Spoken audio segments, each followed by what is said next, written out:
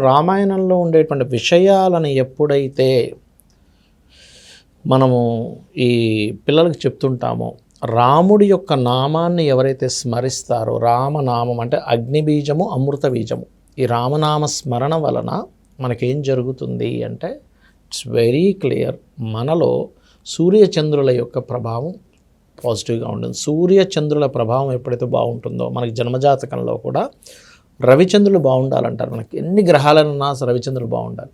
రవిచంద్రులు బాగుంటే వాళ్ళకి ఆరోగ్యం బాగుంటుంది, వాళ్ళ మనసు బాగుంటుంది, ఆత్మస్థైర్యం పెరుగుతుంది. ఎందుకంటే చంద్రమా మనసో జాత, చంద్రుడు మనసుకు కారకుడు, రవి ఆత్మకి కారకుడు. కాబట్టి ఈ రెండు సమతుల్యంగా ఉన్నప్పుడు మనిషి యొక్క జీవితం బాగుంటుంది.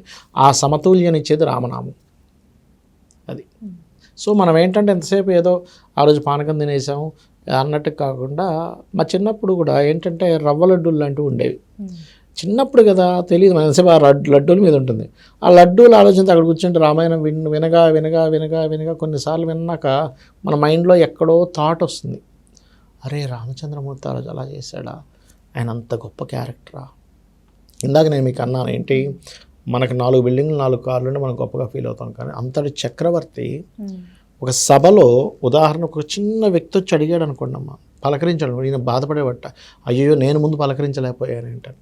ఇవాళ రేపు ఎలా ఉంది, వాడిని నేను పలకరించేది ఏంటి, ఐఎమ్ గ్రేట్, నాకు 4 కార్లు ఉన్నాయి, వాడికి సైకిల్ ఉంది అని అనుకుంటాం. కానీ అలా లేడు. అదేవిధంగా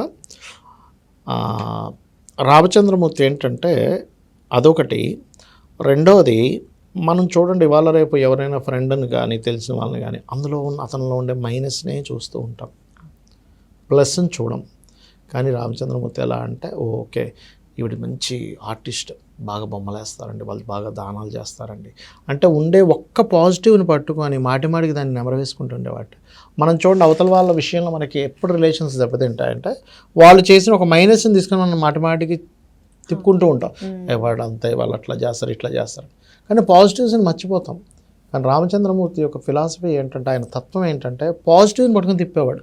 అప్పుడు ఏమవుతుంది, వాళ్ళ మీద మనకు గౌరవం పెరుగుతుంది, ఆత్మీయత పెరుగుతుంది, వాళ్ళతో మనకి రిలేషన్స్ బాగుంటాయి. ఇది మనం నేర్చుకోగలగాలి రామాయణం నుంచి, రాముడి నుంచి. ఇది మనం చెప్పగలగాలి పిల్లలకి.